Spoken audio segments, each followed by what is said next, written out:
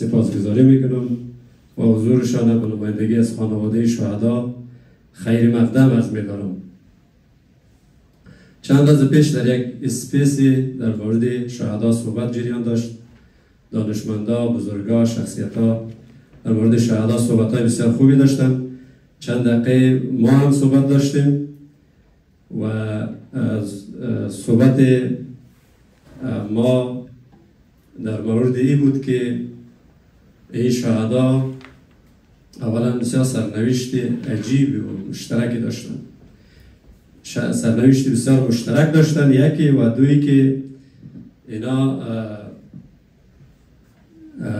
تربیت بسیار خوب شده بودن، تربیت بسیار عالی.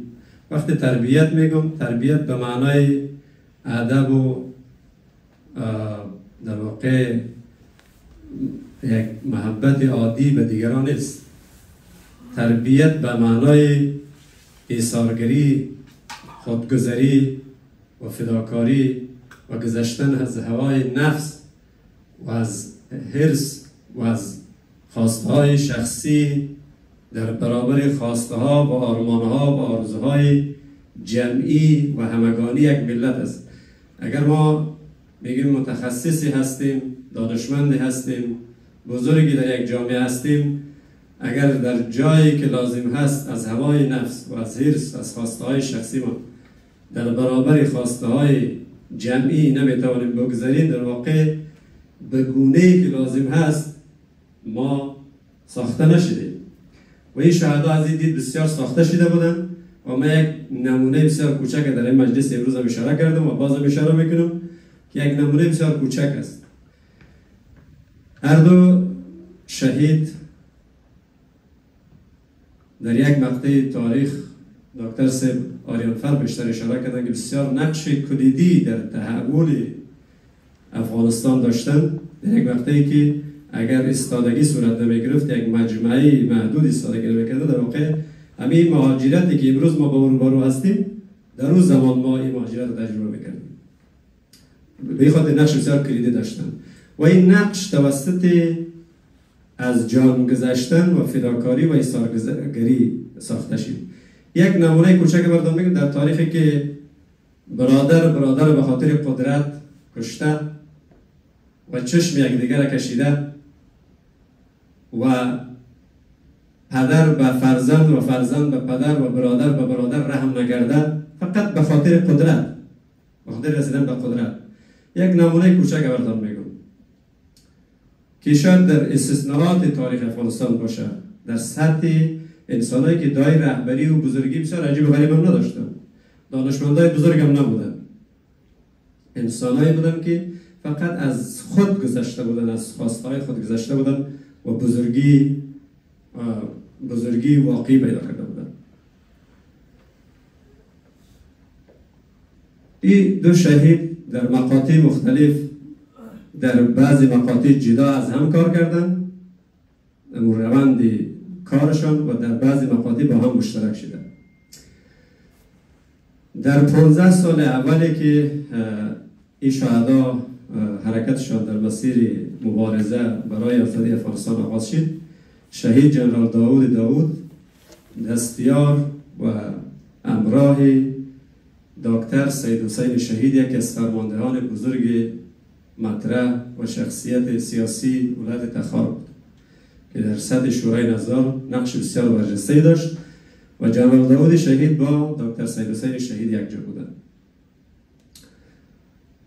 جنرال شاهجهان نوری در ابتدا به غند صلاح الدین ایوبی می‌پیوند و بعد در سال 1364 به قطعات مرکزی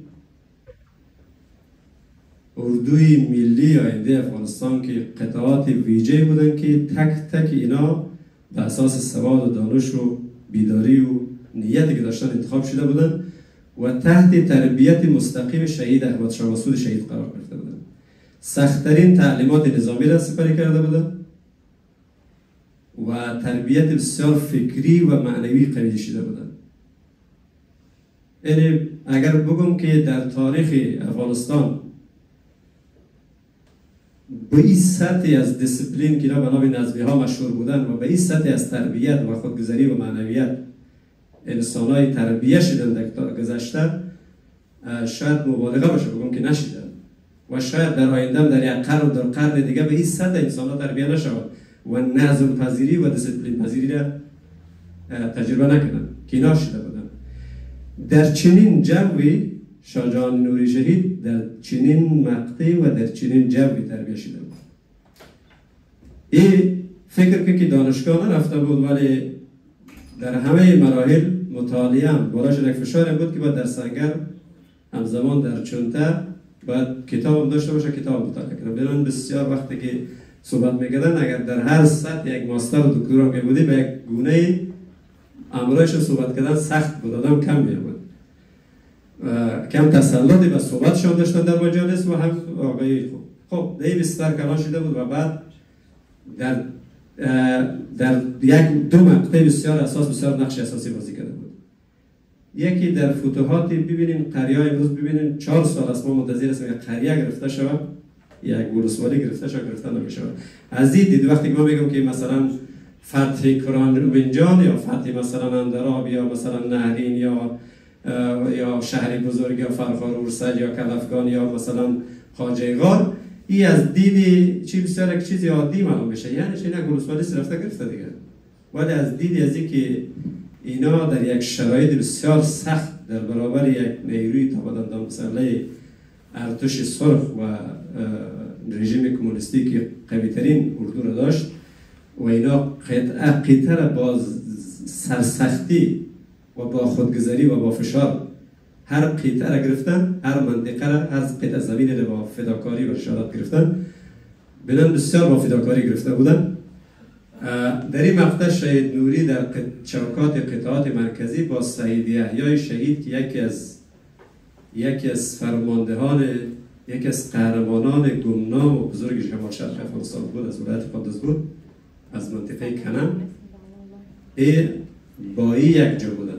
همین کندکی داشتن. این در واقع بس 4 قطعه تقسیم شده قطعات مرکزی، یک از قطعات شنا بودن که اینا در فتوحات این مناطقی گرد کردن نقش بسیار محوری و کلیدی داشتن. معمولا همین نیروهای رزمی ورسج و فرخار شهید نوری کماندانش برداشت داشت از سال 1364 تا سال 1370 که بعد یک نیروی 1000 نفری رهبری کرد که اولین بار آمرز به شهید اینا روان کرد. بعد از این فتوحات خواجه غار و چی که سید یحیی هم شهید شد، اینا رفتن به حیرتان. بعد اولین نیروی از جانب احمد شاه مسعود شهید بود که مخفیانه بدون سلاح از راههای شبانه باید خود به حیرتان میرسن که در اوج باید مثال نمیشیدن. و حتی پدر بیاد میگد که در مسجد نشسته بودم که این ناگاهانی به استقاب برآمد بیرون و دنبالش بیرون شدم. گفتم خیریت از چیزی گپی هست؟ گفت که نه چی میرم چایاب میرم تا شب یا فردا برمیگردم. و چون مأموریتشان محرم بود، یک نیروی 1000 نفری از راههای مستقیم چینه رفتن، از راههای ارگنک رفتن مزار شریف حیرتان و اولین نیرویی که با بقایای رژیمی که در واقع همسویی نشان دادن و آماده شدن تست میشون و چک میشون، اطمینان حاصل شد و پایگاه و مناطقی که هست در حیرتان ذخایری که هست جنرال مومین در روژه مستقر بود این تصمیم بگیره که از قبل یک در قالب یک هیئتی هم رفته بود که اول صحبت کرده بودن و بعد برگشته بود باز این نیرو رهبری کرده بود. وقتی جنرال مومین ایره که دیده بود و گفته بود که همین ذخایری که جا هست هر چی که دوست دارین بردارین خلاصه. بعدی گفته بود که ما حتی اجازه که یک گندم یک جو از این ذخایر مواد غذایی برداریم یا هر چیزای دیگه برنامه. گفتن که فقط یک صندوق تفنگچه. گفته بود که نه نمیگیرم. بسیار که اصرار کرده بود، باز یک همین صندوق تفنگچه رو باز کرده بود و تقسیم کرده بود بین پیش رویش به سرگروه ها ورسج و فرخار و کلفگان و نمکا و چار مناطقی که همین حیبایش بود توضیح کرده بود پیش رویشان. و وقتی که با آمرز به شهید روبرو شد گفته بود که اینا را از آسمان آورده یا از زمین، اینا خب فرشته هستن، اینا اصلا نفس ندارن. این نمونه تربیه بسیار خوبشون.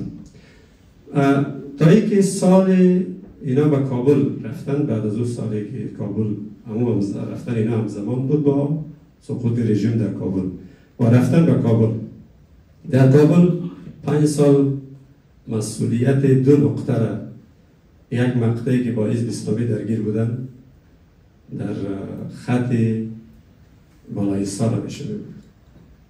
همیشه دم باران راکت باید بگی که مردم از کابل آسیب نبینن. و بعد نقطه آخر در روزهای آخر در خط میدان شهر بود و 5 سال باور داشت که دفاع از زمین دولت و از زمین نظام حق شهداست، حق مردمی است که مبارزه کردن و حق مردم کابل است و حق ملتی است که برای یک تغییر و تحول بنیادین در افغانستان آماده است برای گذار تاریخی. خب از این مقطع که بردم میگم، در این مقطع دکتر جنرال سید داوود شهید همراه دکتر سید حسین شهید است و همون شهدایی که تنگی فرخار شهید شدن، دکتر سید حسین شهید هم اونجا شهید شد و جنرال داوود شهید از طریق دکتر سید عبدالله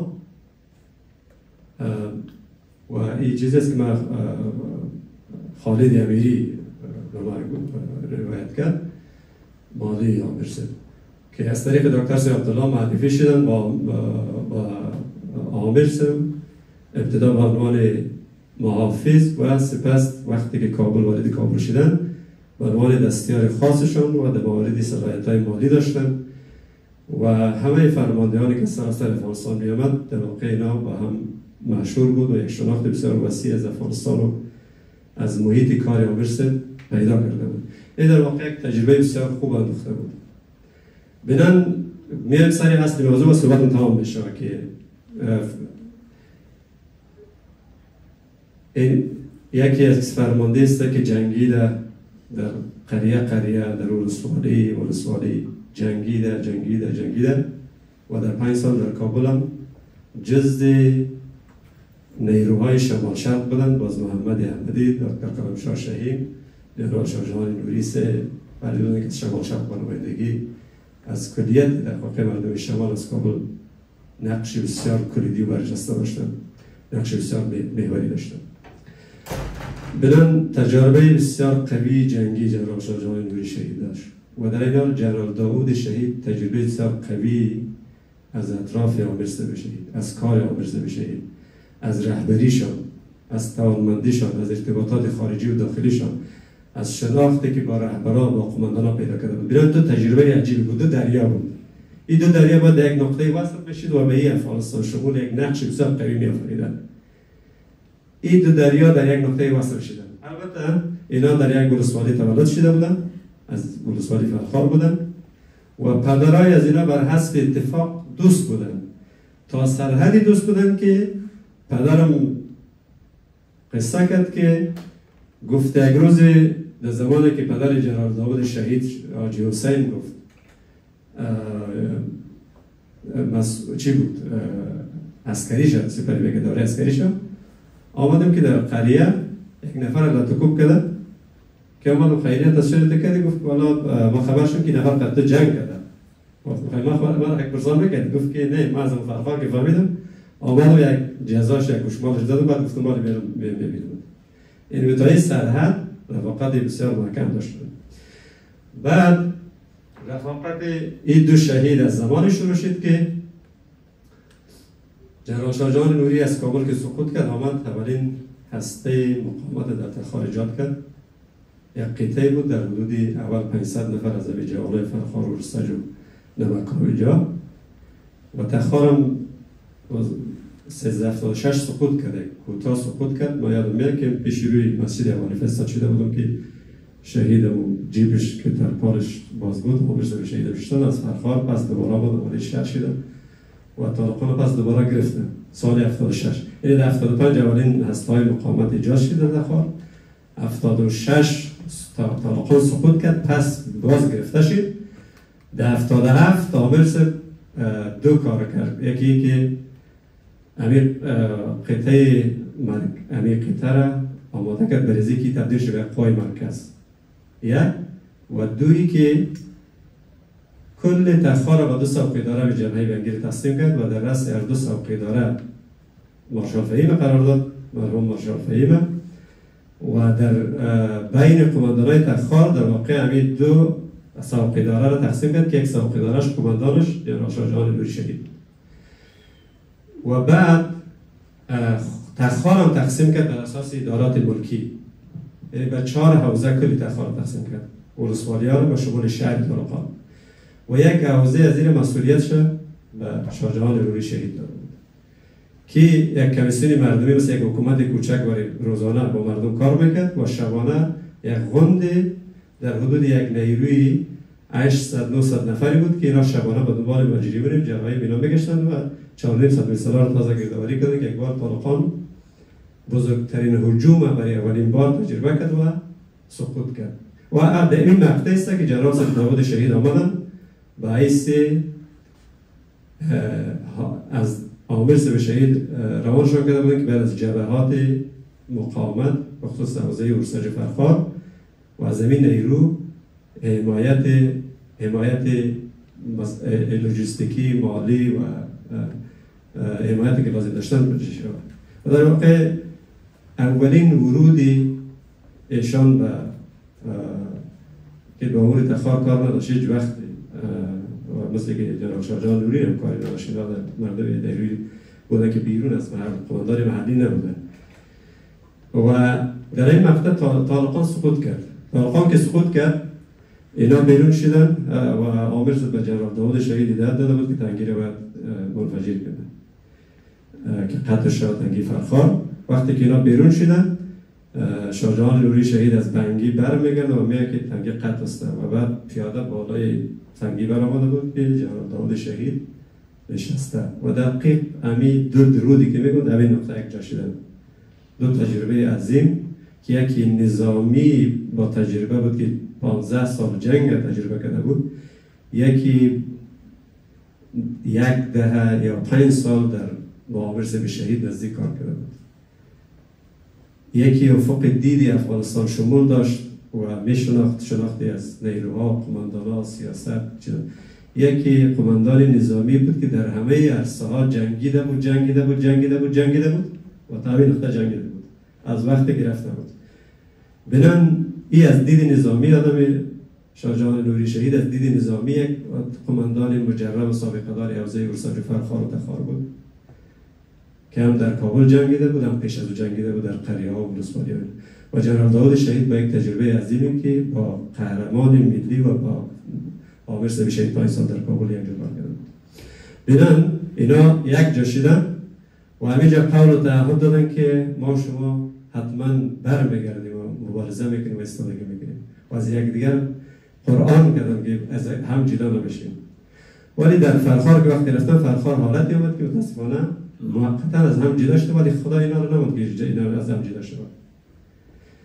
اینا موقتا چرا هم جدا شدن که تمام رهبرا و فرمانده هایی که در تخار تجمع کرده بودن اینا با شورای همسایه مجبور شدن مهاجرت کردن که پایتخت دولت استاد بود استاد ربانی بود در مرحله در طالقان و مارشال فهیم هم که قماندان عمومی مقطع بود مجبور شد حالت آنقدر فشار زیاد شد که مجبور شد تا تاجیکستان بره و هلیکوپتری گرفت.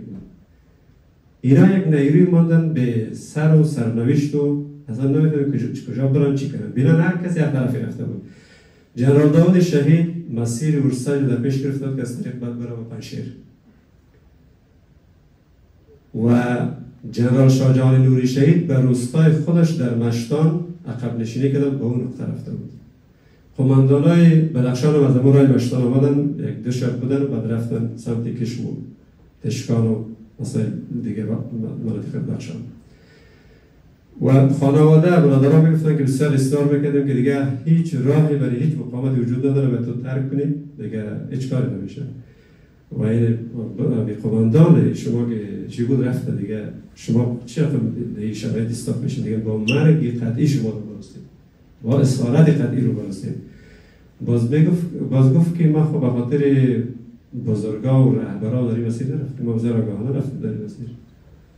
ما در این راه خود ما انتخاب کردیم که بعد این راه برو بدون قطعا پایان از این را نمیفهم که مرگ است، شهادت است، ولی ما میرود. و بعد اتفاق مهم دیگری که رخ میده است که عامر با جنرال داوود یک ستاره در اختیارش بود، تماس میگیره، میگه که کجا است؟ میگه در مسیر اورساژن. میگه در مسیر اورساژن طالبا بیرق بالا کردن، تو برگرد از اونجایی که هستی، به تنگی اورساژن است، سمت پنشیر. میگه برگرد. وقتی که برمیگرده میگه که مولانا شاهجان کجاست؟ میگه مولانا شاهجان مشتان در قریه روستای خودش رفته. میگه که تو ایش از او و همراه از او هماهنگ یک جا نکرد. و این میاد مشتان.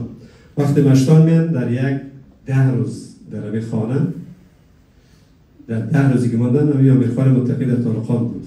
یک نامه نوشت به شاهجان نوری به دست یک مولوی داد، گفت بو بربرش رو میفهمی که امی آدم میوریز داری حرکتی که فعلا صورت گرفته.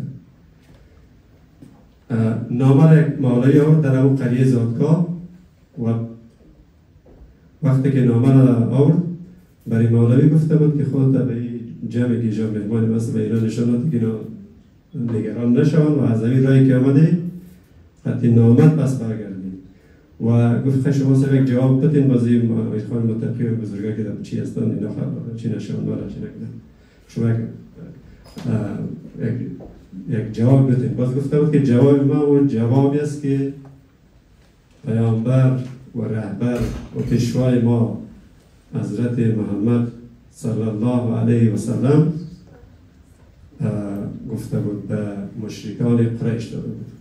گفته بود که به خدا سوگند اگر آفتاب را در دست راستم و ماه را در دست چپم قرار دهید از این راه بر نمیگردید. جواب قاطع و داداش کرد. بعد از 10 روز که حاذقه در حال تمام شدن بود و نگرانی از پشت سرشون که طالبا بیاین و عامر بهش اصرار داشت که شما حتی یک روز، یک ثانیه، یک دقیقه بودن در این قریه درست است، شما باید برید از اینجا بیاین به سمت پنشیر. به دستور و هدایت که اصرار کردن مجبور شدن اینا برن از اینجا و رفتن از راه وندیمشتان. میگه یک قله بسیار کوه در مسیر اورساژ که بعد به سمت برام مثلا پنشیر.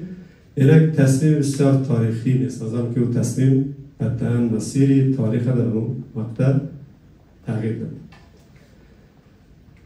شب با هم مشوره کردن، گفتن که خب اگر پنشیر برویم درست است عامر شد بزرگواری که در لطف کرده، ولی واقعیتش است که ما خجالت میره پیش از اون. و بعدی که مردم و ملت ما که پشت سر میمانند ما در برابر زیاد ناجوانمردی هم میشود. ما چی بالای از این مردم داریم که ما زیر فشار باشه و ما مثلا بریم به یک جای عمل کنیم. این مردم ماست، ملت ماست و ما با اینا 20 سال 30 سال سابقه کار داریم، مشترک کار کردیم. از اینا خواهش بکنیم، مشوره بکنیم و بعد تمام می‌کنیم. چه بکنیم؟ مشوره کردن، نامه فرستادن، مردم آمادگی شده، شب قیام کردن، اورساژ گرفتن، فرخار گرفتن. دادسان امیرخوان متقی را که شب در یک آسیاب پنهان شده بود دادسانش را گرفتن و خودش هم شبانه به کسی را پول داد، بسیار به سختی خودش را کشید فرار کرد و بسیار ضد و حمله شدیدش هم در فرخار که تمام محافظین شهید نوری زخمی شده بود. و قیام هایی که در فرخار مردم فرخار سازماندهی کردن در چمن خسته در چشمه کرمک قصه ایش در تمام کردن، خلاص طالب در فرخار تمام کردن و یک هسته بسیار قوی ایجاد کردن. و بعد ششتن گفتن که خب حالی که جمع شدیم ما خب قماندانای بودیم در دیگه جا بودیم، مثلا ما شما در این محل هم نبودیم، ما به این مردم جنگیدیم در دیگه ما در یک نقطه بودیم، ما در دیگه نقطه و اختلافات محلی علیه صحبت رو تمام میکنم با همین جمله که فداکاری در آغاز اشاره کردم که در یک مقطع خاص تاریخ یک فداکاری عظیم و استثنایی چقدر نتیجه داره و چقدر مهم است. اینا بین خودشان مشهور میگن که یک کسی از بین ما باید قماندان باشه. خب کسی که قماندان 500-600 نفر بوده در تمام دوره‌های و قطعات مرکزی که جنگیده در مناطق مختلف، حداقل 5 سال متواتی در جنگیده.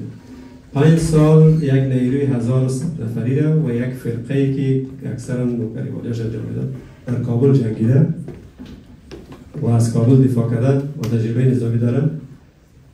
خودش به زبان خودش که این دکتر صاحب خدام شاه شهیم ادریسی پیشین و خیلی از بزرگان جناب سپاس محمد احمدی و خیلی از مردم قماندانان فرماندهی فرخار و ساید جریان هستن این ولی یک چیزی است که در بیرون نیامده. خودش به زبان خودش پیشنهاد میکنه که یک کسی که 2 سال از یک خردتر است جنرال داود شهید 2 سال تفاوت سنی داشتن، هر دوش جوان بودن ولی 2 سال جنرال شاهجهان نوری شهید بزرگتر بود از نظر سنی. و بعدی که گفتم تجارب متفاوتی که داشتن ایره به خاطر که میکس کردن تجارب در همین جلسه که قماندانای فرخار و سج در فرخار گرفتن و همین پیروزی که به دست آوردن در همین جا جنرال شاهجهان نوری شهید پیشنهاد میکنه که به این قماندانایی که نشستن در جلسه میگه همین جنرال داود شهید میگه که یک جوان است و انرژی بیشتر داره و از کنار عامر صاحب ما تجربه بیشتر داره، مورد اعتماد عامر صاحب شهید است و مورد اعتماد ما است و در همین یک شرایط سخت هم در همین مسیر حرکت کرد و ثابت کرد که بنان ما پیشنهاد میکنم که ایشان به حیث قماندان همین جمع باشه و همین فیصله را با عامر صاحب شهید نوری انتخاب داده بود که ما همیشه فیصله کردیم. بعدا که من پرسان کردم گفتم چرا مثلا با این حد یک فداکاری بزرگ بود؟ به خاطری که اگر کسی دومی پیدا میشد که مردم همین کاری که من میکنم چرا یک شرایط بسیار حساس مردم در محور من جمع کنم و همین فداکاری رو بکنم و کسی کار نمیکنه. من این کار رو میتونستم. ما میفهمیدم که مثلا رهبری جایگاه هیچ وقت جایگاه ما کم نمیشه و ای که من معاون باشم قماندان باشم.